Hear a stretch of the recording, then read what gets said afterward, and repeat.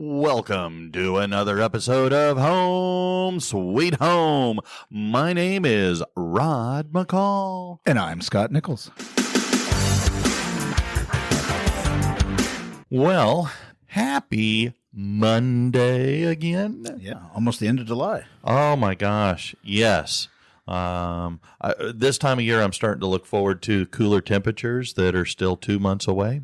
I mean, this time of year, I'm starting to, I guess you could say, look forward to going back to work. Yeah, I wouldn't know what that's like. Yeah. I've been working all summer.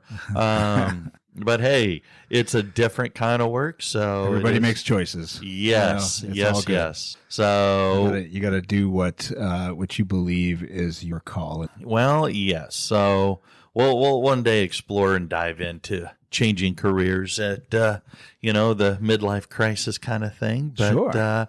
Today I wanted to talk about something else.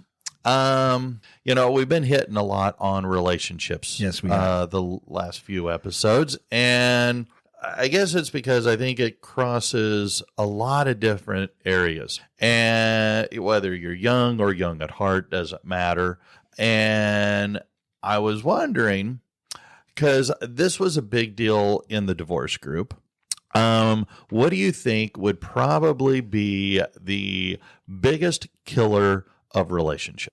I don't know, maybe money? Okay. What if I told you that most people assume that the biggest killer of relationships is actually infidelity? Really? Would you believe that? I mean, is that I guess now that I think about it, there's some high statistic. I guess that makes. Because I would argue that infidelity is a non-negotiable. Yes. If you cheat on me, we're done. I mean, it's happened a couple of times to me, and if that's the way you're going to address the issues that our relationship has, then we're done. Right. But that was my original thought, my opinion. Is again based on a lot of my experience through the divorce group. Most people were there as a result of infidelity. Yeah. But I did a little more digging, and I did a little more research, and I came across an interesting article, and it said that there are things worse than infidelity that will ruin or destroy your relationship. Okay. And when I started digging into it, it kind of came down to the idea that infidelity was a consequence, and that these other items actually were the biggest killers of the relationship long before infidelity actually became the issue. So infidelity might be a consequence, not a cause of relationship failure. So the relationship is already failing before you get to the fidelity, is what you're suggesting. Well, yes, and I mean that makes some sense. well, see, when I first the title of the article intrigued me, and so I read into it, and I we'll try and use better grammar here. I dove into what they were saying. I did a little independent exploration into this. Okay. And I found that, this person's perspective actually had, I thought, value. Okay. And when I started applying it to my relationship with Eric's mother, ta-da, it kind of fit. And so I thought maybe we could explore some of the things Sure. that could maybe cause our relationship to explode that led to maybe that infidelity, that final tick. Okay. All right. I'll do my best. We haven't had this happen, so I don't know specific, but I do, of course, am around a lot of people that have had this happen. So, Okay. and some people have taken the approach that you initially mentioned, where you did it once, I'm done, and others have taken the approach of we can fix it. Some of those we can fix this approaches have worked, and some have. So I don't truly know what the answer is, but we can definitely explore the topic. I think Yes. I don't know that I would necessarily have an answer. I think it's up to each individual. Sure. Like I say, for me, it's a non-negotiable. Yeah. But you're right. Not everybody has that. And if yes, I think it comes down to Sherry has a favorite phrase. It's her response to just about any question. It depends. And so if you look at the facts, I love that. And I don't know if that's the ultimate indifference or what. Well, facts matter, and so to take it at surface level, so it might be a little more judgmental. So let's awesome. explore. Let's ask a few more questions, and so that's what we ought to do. So when there is infidelity or things that kill this relationship long before the cheating, some of the things that were discussed in this article include a decrease or lack of communication. Sure. That you're not talking to one another. Yeah. Hey, how are you? Oh, fine. You're getting a lot of, it's like talking to a teenager, when you're talking to your significant other. And Right. so even though cheating is, the reason for, the given reason, how many times do our relationships begin to fail long before the cheating because we stop? Yeah. And I can definitely. I mean, okay, when you talk to Eileen, what kind of things do you guys talk about? I think it's like we've come across the memes that we've come across on social media. That's the thing nowadays, because you're not talking about the newspaper. We talk a little bit of politics, not at each other, but just in general. Yeah. We talk maybe whatever we're going to. We talk about going to Disney World or Okay. Disneyland, Yeah. or what our next thing to be, because that's the thing that we are to in the future, moving Mhm. forward through any of the tough time. Oh, yeah. So we talk about a variety of things. Do you talk about hopes and dreams? Oh, we do. And I think some of that comes into the travel. We like to travel after having. So, we try to, and our dream that we talk about, it's not just, Right. although we would look at Disney into the world.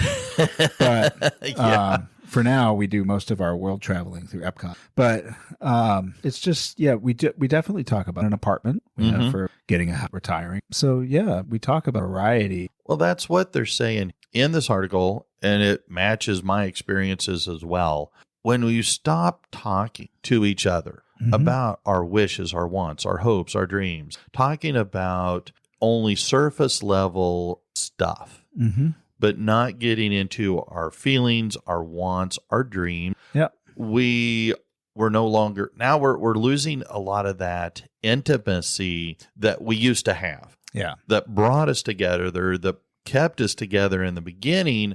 Well, now we're drifting apart. Well, I'm not much of an English teacher, but I can see that the relationship, Yeah. and so which gets down to communication. And if you're not communicating, And or that's, are you just roommates? yes. And that's kind of what they're saying here.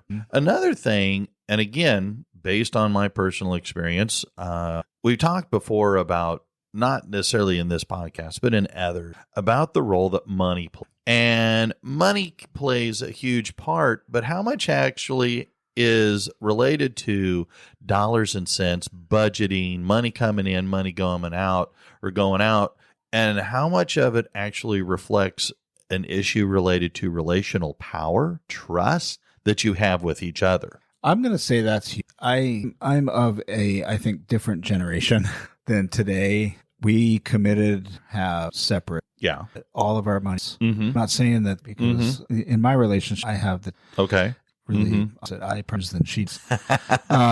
So it's a little opposite, but I have to be mindful. But we kept all our money together. Nowadays, people, I can see that when you're into your 40s or a number of two individuals with long lives, or that might be a little. But when you're younger I think there's an element of trust in combining your accounts together.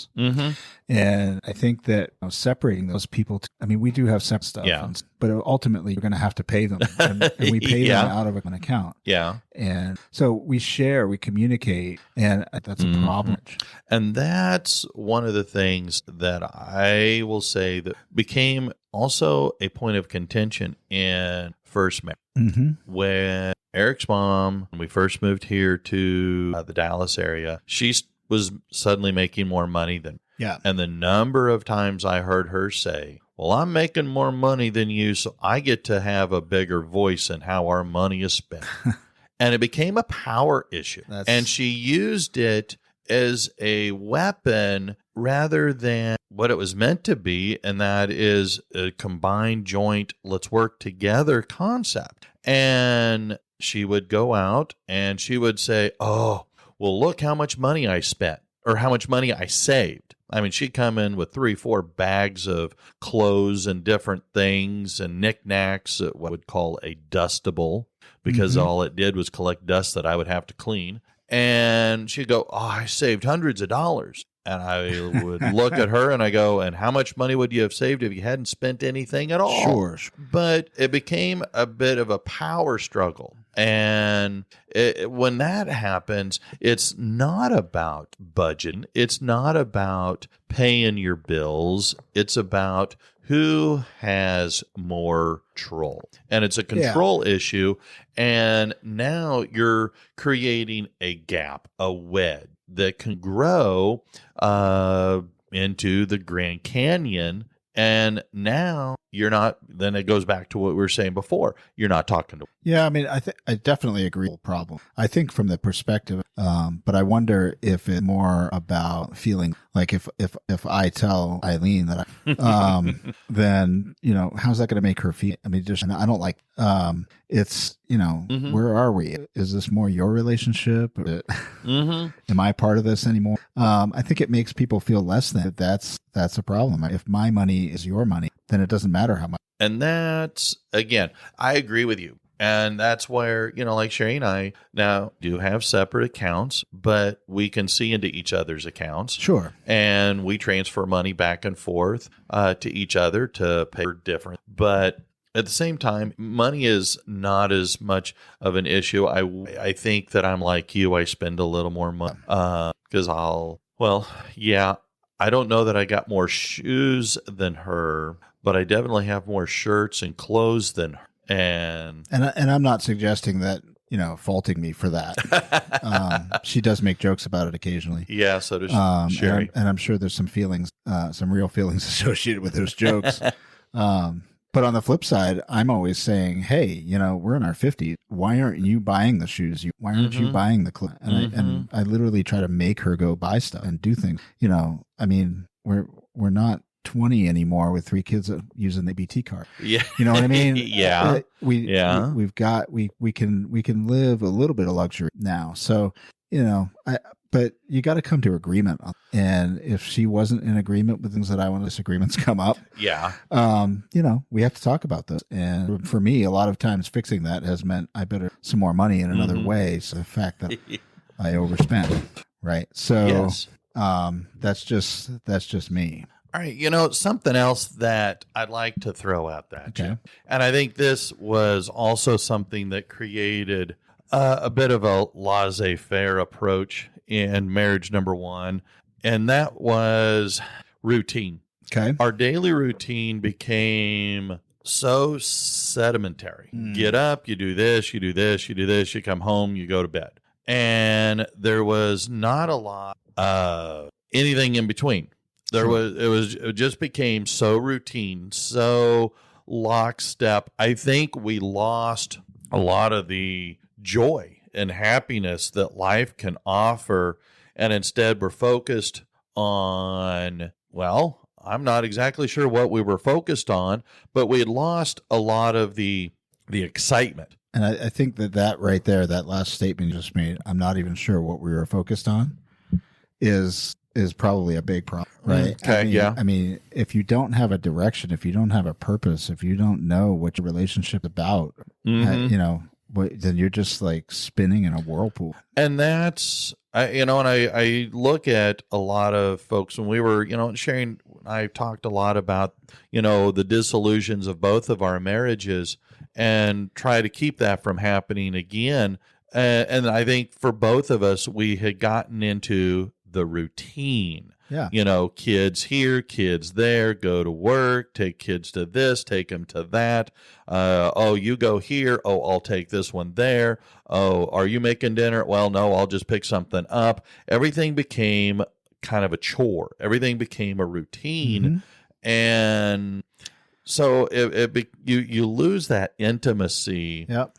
And we begin to emotionally kind of disconnect from each other. And when you talk about, well, when I said about we lost what we were doing, I think some of it came down to our career and where we were going.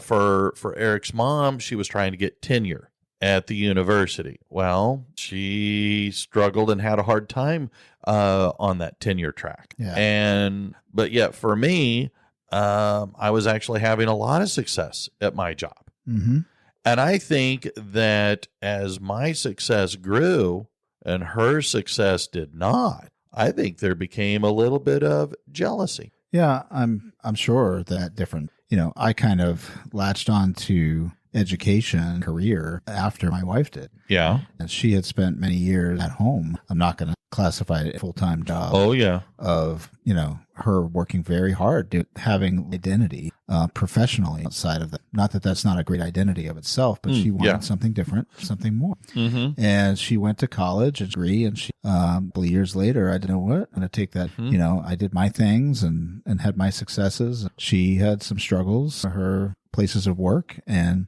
I think she has felt at different times that I was more successful at it than I don't see that at all. I wouldn't teaching at all had she not done it. Yeah.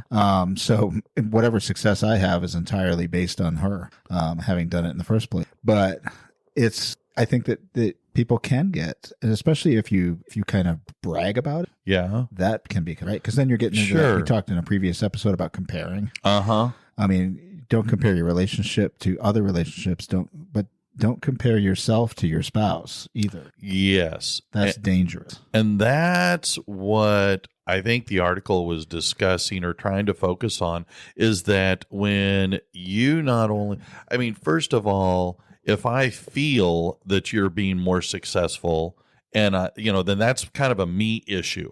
If you're lauding it over me of how much more successful that you are over me, right, now it becomes an even bigger problem, and but then it's not just you, right? Yes, then it's the other person as well. Yes, you don't want to if somebody's struggling and having those feelings, you don't want to make them worse. Exactly. Right? I mean, so generally we're not responsible for the other person's feelings, but if you are definitely doing it in a way that is causing more, I mean, you're part of the problem. And that's what they're again, from what I took from the article, that you need to support each other in your careers, because when your spouse, your partner has success in their job, then that is a family success. And and that is something that I have really enjoyed with Sherry. She has been moving up the chain in her company, and I have applauded her. She has worked so hard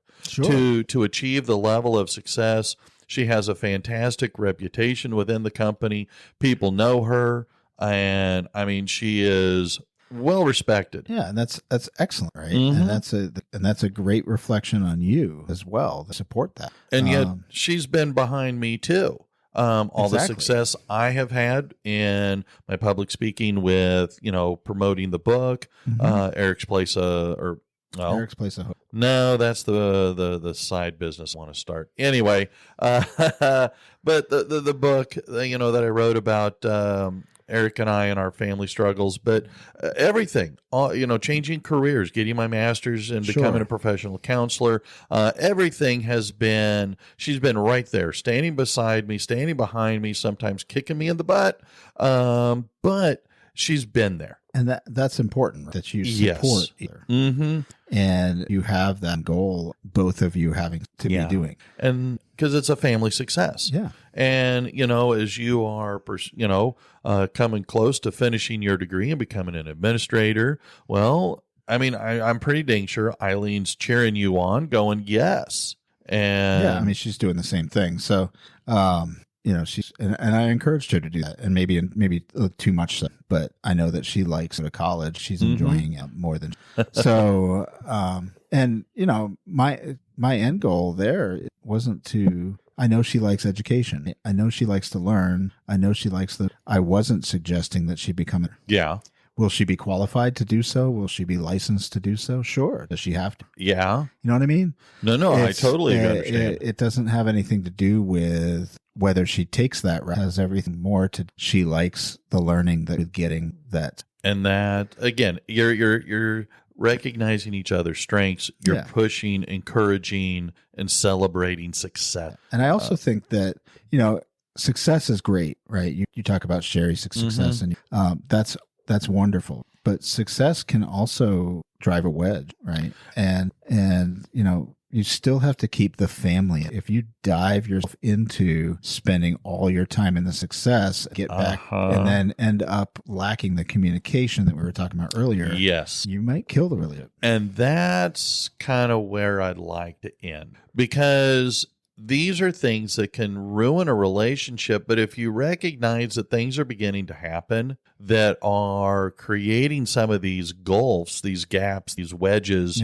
between you and your spouse, your significant other, start talking about them and hit them when they're small. Because communication, talking, oh my gosh, that was something that I learned absolutely the hard way. You've got to talk. And talk when you're not emotionally charged. Talk when the other person is open and receptive, like they're not busy or distracted, but you can actually have a conversation with each other so that way you can address it, whatever the problem might be. Maybe it's the financial issues or whatever the conflicts might be, or that unresolved argument that just keeps coming up and up. The thing is, everybody has to talk to somebody, right? Yes. And so if your primary source for who to go to and talk to is your partner, your spouse, that's probably a good thing. If you cut that communication off and turn it into more of what's the weather today, and when are you going to be home? What are we going to eat? Or what show do you want to watch on TV? Yes. Something like that. Then everybody needs some emotional support, and so you're going to go get it somewhere else. And if you spend more time at work or certain groups of people, you're probably going to find that support there in one of those other places. And that person is probably going to be looking for support as well. You're dancing the devil, those kinds of things. You know what I mean? Oh, well. I mean, so it's just you need to have that communication and make sure that whatever the issue is being addressed. I can't think of the name of the artist or the actual name of the song, but there's a lyric that says, looking for love in all the wrong places. So I'm with you. Yeah, looking for love in too many. Yes. Well, I want to throw in a quote from the article that resonated really strongly with me. And it says, strong relationships or marriages are not defined by the absence of problems, but by the presence of effective tools for managing those challenges together. And I think that's the key thing there, is you're going to work on them together. It can't be, well, that's a problem you fix. I'm too busy over here, or I don't have time, or, that's a you problem, not a me problem. Well, if it's addressing the relationship, it's a we problem. So, hey, well, I mean, this is a great topic, and I think if we can end it here. What I'd like to know if any of the listeners have experienced any of these problems and what their stories that they might want to share, or have questions that we can address. And if you could email us the links, get in touch. Absolutely. Yeah. Well, right. I guess then we'll call it a day. So until next time, I'm Rod. I'm Scott. See ya. Bye-bye.